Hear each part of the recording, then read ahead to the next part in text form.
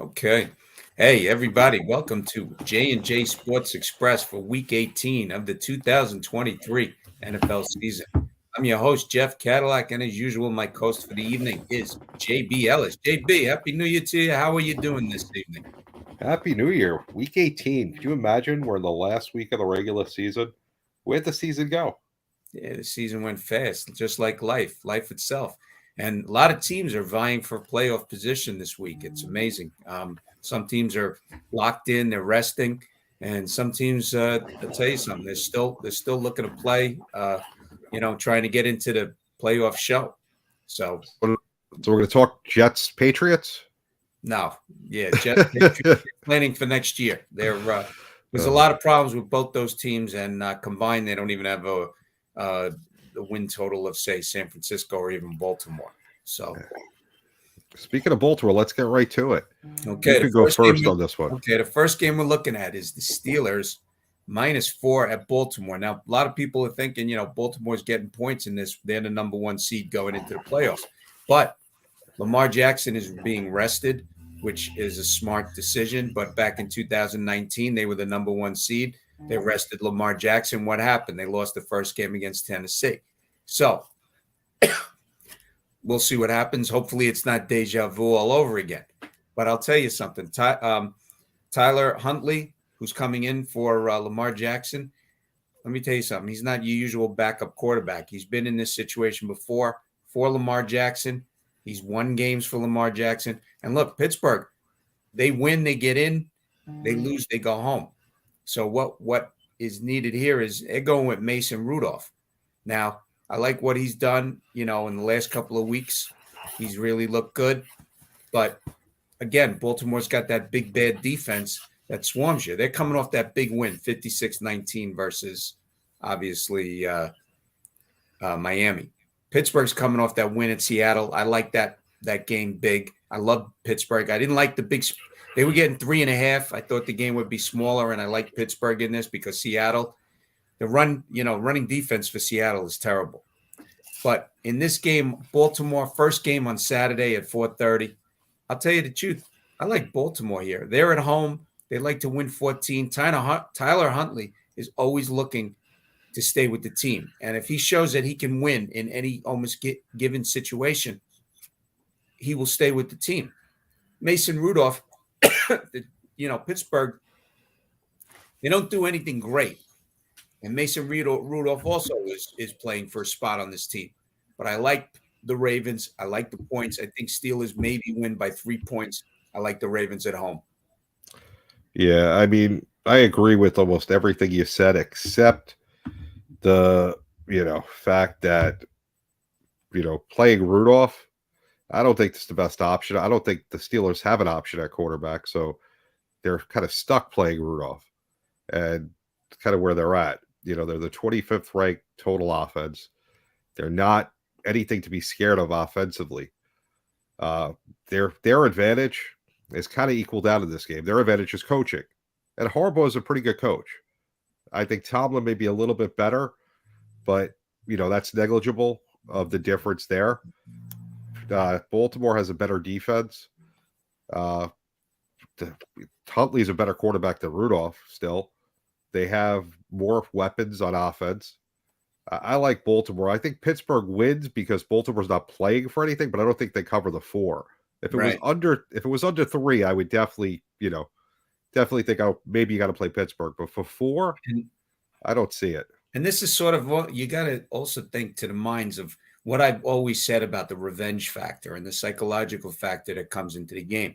These guys played in week 6 at Pittsburgh, and Pittsburgh beat Baltimore 17-10 with Kenny Pickett and Lamar Jackson as the quarterback. So in the minds of the Ravens players, they know they want to win. Every team wants to win and get in. Nobody wants to go into the playoffs on a loss. It's not a good feeling. It's not something you really want to do. You want to keep that winning feeling going. And I like Baltimore. I think they've done a lot of good things this year. Their defense definitely has not disappeared in certain games. Like what I said about the psychological factor, and I picked certain games, and on my website, I've even talked about it. I like Baltimore against the Jags. I like Baltimore after, believe it or not, we spoke about Baltimore and San Francisco. But when I read about the fact that Baltimore did not like the fact that they were, and they made it public that they did not like the fact that they were the big dog in a game as such as that, and they were getting 5. I changed my pick right away. I said Baltimore's going to be up for this game because now there's a psychological factor that's motivating this team to play at a higher level. And they took San Francisco apart. And last week, I even liked Baltimore again because of what happened against Miami. Last year, always got to remember, one season ago or so, Baltimore was up 35-14 in week 2. What happens? Miami comes back, wins 42-38. That's on the minds of Baltimore. They said, not this year, fellas. It's not going to happen this year. And they pummeled Miami. But this week, hey, look, Lamar Jackson, he deserves a rest. He's played a lot better this year. But I'm with you on this. If the Steelers do win, it's definitely by less than the spread. And I wouldn't be surprised if the Ravens pulled out a win. Real quick before we move on, the Ravens look really good this year. Michigan is in the college football finals.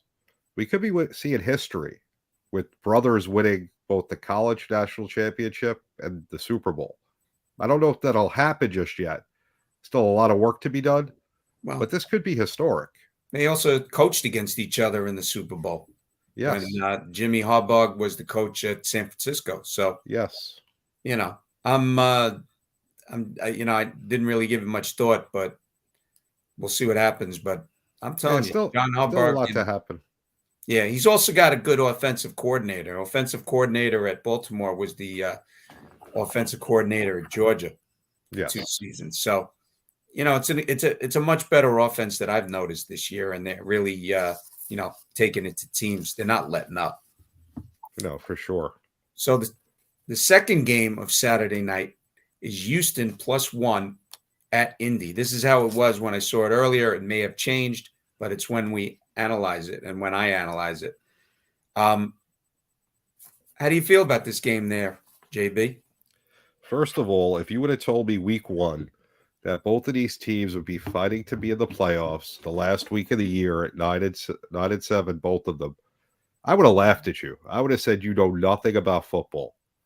And yet here we are. We got 2 teams that have overperformed all year, way above expectations. One whose rookie quarterback got hurt, the other one who's had a really great year and is coming back from injury.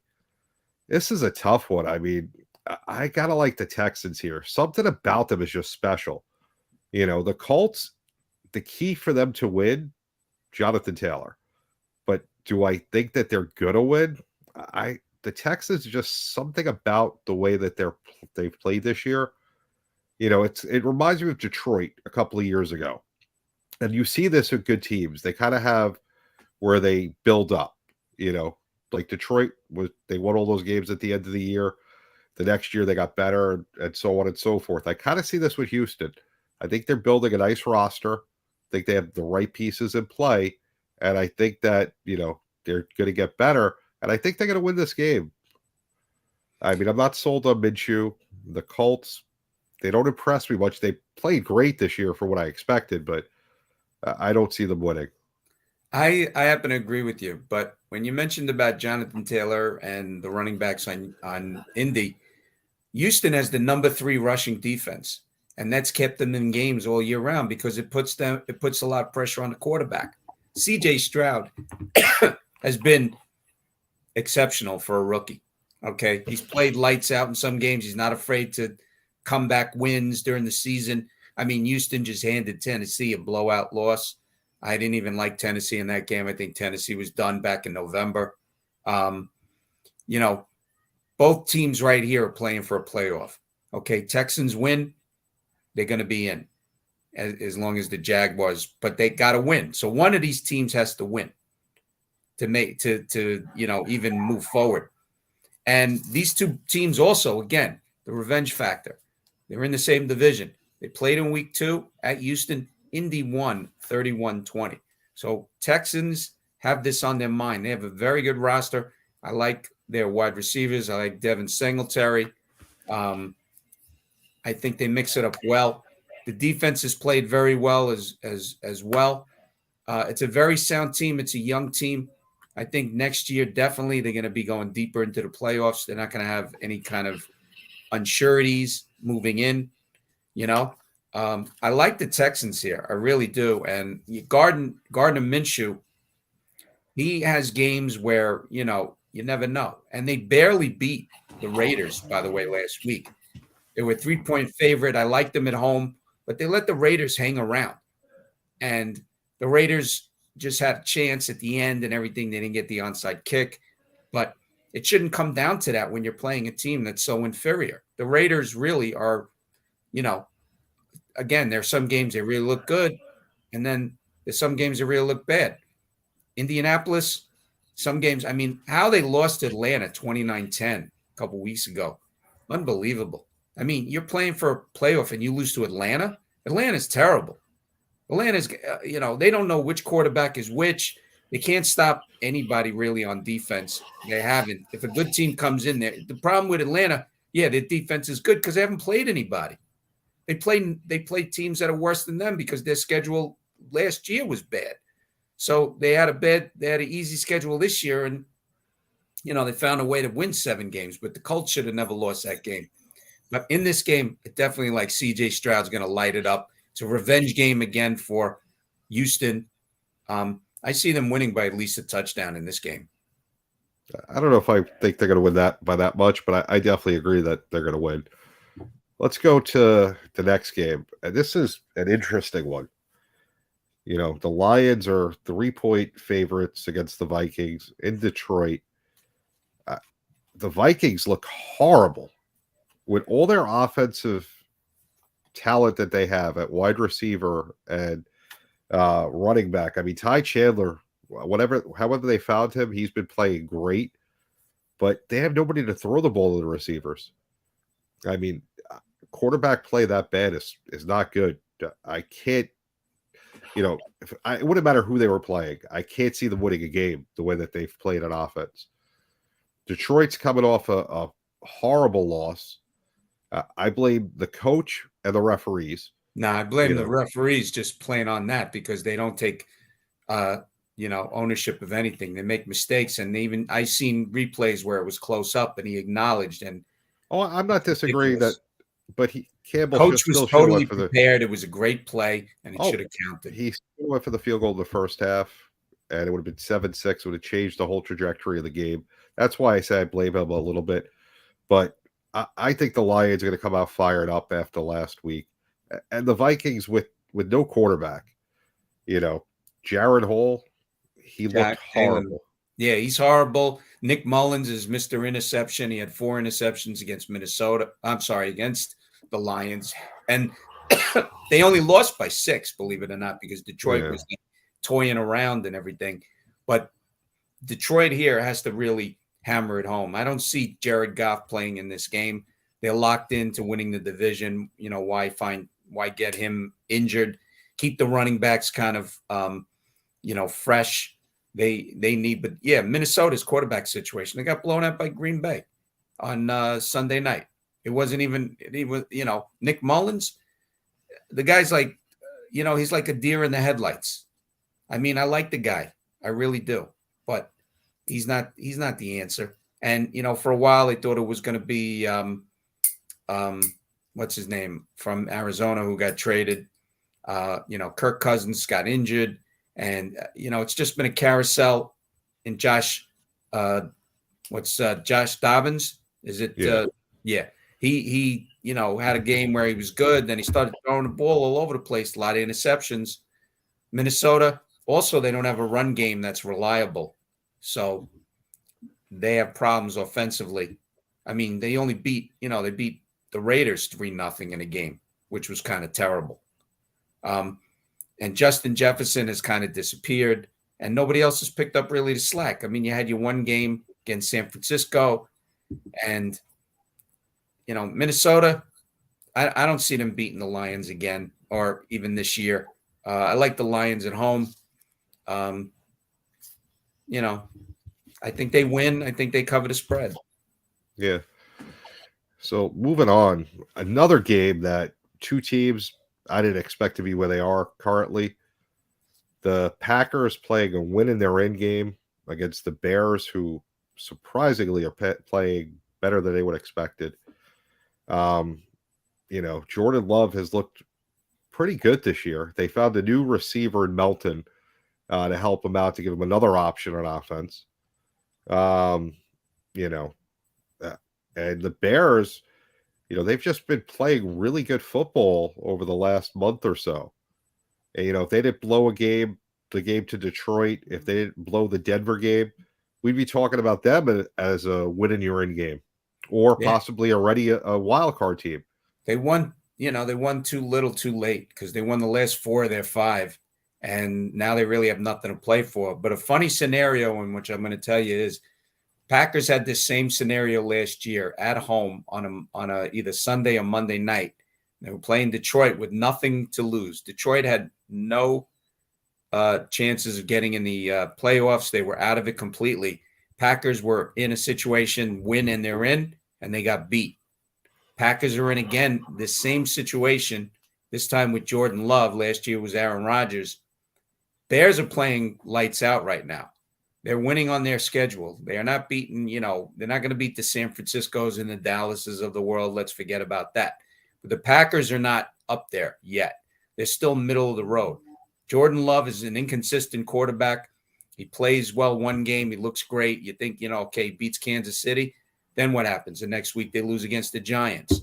This is what happens. And they look horrible. They don't just lose. They lose bad. You also have in this game, you got Chicago has the number 1 rushing defense, okay? They are not going to let Aaron Jones run for daylight like he did last week against Minnesota. I'm sorry. It's not going to happen this week. The Bears are going to shut that down, and they're going to put it all on Jordan Love's shoulders, and that's what's going to happen.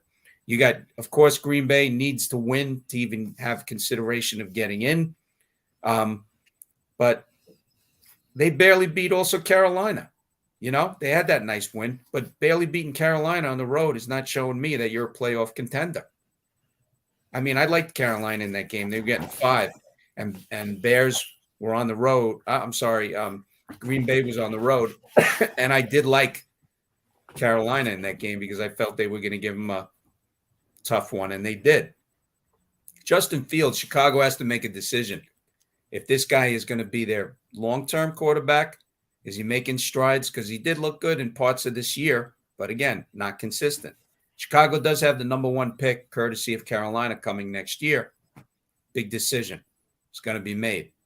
But, if Justin Fields can continue to play like this and not turn the ball over and really lead the team, because next year they're going to have a tougher schedule, Chicago. It's not going to be as easy as it was this year, and they only won 7 games so far. They win this game, it'll be 8. But I'll tell you something. I like Chicago in this game. I think they beat the Packers in Green Bay. It's another revenge game, and they would love to knock the Packers out of the playoff spot. I like Chicago in this game, winning this game outright. So this may be a first. 4 games in, we've agreed on all 4, and our points have been very similar as to why, which is very ironic because we're usually very different. I mean, we agree 3 games tops, but we're 4 for 4. Well, it's 3. You agree with me on this one? I'm totally with you on this. I don't think it's going to be a close game. I think the Bears are going to hand it to them for a couple of reasons. A, the Bears know that the Packers can get in the playoffs if they win. So the Bears have been owned by the Packers for how long? They're finally playing better football. They're going to want to pound them and ruin that for them. So that's the first thing. The Bears running game is legit. The Bears running defense is legit. Justin Fields has looked like a much better quarterback. He likes playing in Chicago. He wants to come back. He's going to have a good game. Jordan Love has been inconsistent. Although he's played well this year, he's still learning. He's not where he should be, and he will get better as time goes on. But there's a lot of pressure on him this game. This isn't Aaron Rodgers back there in the winning you're in. This is Jordan Love. This isn't, a week 15 game where You win, you win, you lose. No, this is to get in the playoffs. A lot of pressure on a young kid. I don't see the Packers making this a game at all. I see the Bears winning by a touchdown and more. Yeah, I like it. And neither one of these teams is afraid of the cold. Chicago's playing against Atlanta. They destroyed Atlanta last week in the snow. I mean, it wasn't snow that was sticking, but it was snowing pretty hard during that game. So if they could play like that, and Atlanta's just like Green Bay, inconsistent. All of a sudden they win a game. You're like, where was this team last week? And then they fall down the next week, and then they got guys that disappear. I mean, Atlanta has stars too, but the problem is not consistent. So anyway, Yeah, I completely agree. So the game of the week, though, yeah. let's see if we go 5 for 5. And I'm going to let you start. All right. Sunday night, Buffalo at Miami. The Miami Dolphins are at home. They're the dog here. They're a home dog, +3. The winner is the winner of this game wins the AFC East title and definitely gets a home game in the playoffs. The loser basically goes on the road from the get-go. I got to tell you, I've been thinking about it a lot. I've been looking at a lot of things. I like Miami in this game. I like them in a big bounce back after the loss against Baltimore. I like the problem, Miami, though, they lost Bradley Chubb in the middle. That's a big loss. Don't get yourself wrong on that one. It is a big loss. Both have explosive offenses. But if you look at certain things, last week, the Buffalo Bills, they barely beat New England. They needed every bit of those 4 turnovers that New England committed during that game, and they only still won by 6. I loved New England because of their defense. New England's one of those teams, by the way, if they have the right quarterback and a few receivers, that team will go deep into the playoffs because their defense is very underrated. And next year, they're getting Christian Gonzalez and Matthew Judon back off of injuries. So that team, I can tell you, New England always has a tough defense. They've been playing well. They gave the Bills problems last week. If you look at the tape, it's because of Bailey Zappi had 3 interceptions and there was another fumble. But that was the basis of their whole scoring. They got 20 points off of that. The Bills also, we all know, revolves around Josh Allen. You put a spotter on this guy, it's going to be over. Stephon Diggs, he's disappeared since the beginning of the season. Stephon Diggs, you go back to week 4 when Buffalo beat Miami at home 48-20. In that game, Stephon Diggs had one of the best games of the season. After that, he became the invisible man. Miami has a very explosive offense, and they have an underrated defense. This is a payback game. This is a bounce-back game. It's a revenge game. You can call it what you want, but Miami's going to be pumped for this game. Buffalo, they have to, Miami has to put pressure on Buffalo, and they have to put pressure on Josh Allen. Stop that run game, and you'll see they're going to stop Buffalo. But I like the Dolphins +3 at home to win the AFC East on Sunday night. So, great points. 4 was nice. We're not going to agree on 5. Miami got spanked last week. It was disgusting. A team that scored 70 points earlier in the year gave up how many? 58 last week? 56-19, they lost to Baltimore. Yeah, at Baltimore, I'm not saying Baltimore's not a really good team, but 56 points is not good. That's, if you want to be one of the top teams in the division, in the conference, giving up 56 points to Baltimore, that's not how to do it. The Dolphins have not beat anybody good this year. They have the 1 win against Dallas, and I don't think Dallas is that good. I don't care that they're 11-5 right now. They haven't really beaten anybody either, and they lost to Arizona. So we can get into all the things on Dallas. Yeah. But Miami, every tough game they had except for Dallas, they've lost. They beat nobody. The Bills are a hot team. How many weeks in a row have they won? What have they done over the last month and a half? Everyone had them dead and buried. They were done. Nobody even thought about them. They were an afterthought. Josh Allen's not good. The team is done. Forget about them. In Buffalo, they manhandled Miami. Now, do I think it's going to be a blowout? No. Buffalo's going to win this game probably by maybe 4 or 5. But Buffalo is going to go there. They're going to take care of business. Miami is maybe a year away from where they should be. They're a really good young team. They're getting better. And the fact that they did as good as they did this year, phenomenal. Buffalo started off like garbage. It was a horrible start to the year. Everyone was saying, wow, everyone talked about Buffalo going to the Super Bowl. What happened to them? Blah, blah, blah. And they played horrible football to start. They finally started putting things together. They got their run game going a little bit. And all of a sudden, they started winning games. And wouldn't you know it? Now they have a shot to win the division. And guess what's going to happen Sunday night in Miami? What? The Buffalo's going to win. Mark it down. Put it in the book. Wow. It's over. I like it's over. I will say this about, you mentioned about Dallas. Dallas is one of those teams, great at home, horrible on the road.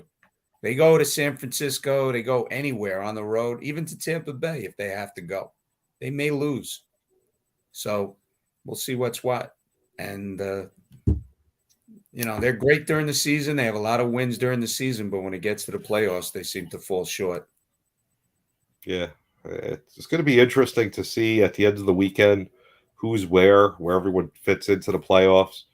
What we do know for sure, San Francisco and Baltimore will sit around that first week, relax, have some time off, but where everyone else fits in, a lot of questions to be answered this weekend. Yep. So where can people find you? You can find me at jeffcadillac.com with all the games, all the analysis, the winning record, plus 21 for the season so far. That's phenomenal. Hoping to make it to the 25. So we'll see what's what. My best bet of the week is on Friday at Twitter at JeffCadillac1. And you can always find me here on Wednesday nights at the J&J Sports Express, Sideline Sports, with your co-host, JB Ellis. Well, it was a pleasure doing the regular season. I'm going to be 5-0 this week. You'll be 4-1, and then we'll move on to the playoffs where things will only shake out even more. We'll see you next week, everybody. Have a great night. See you.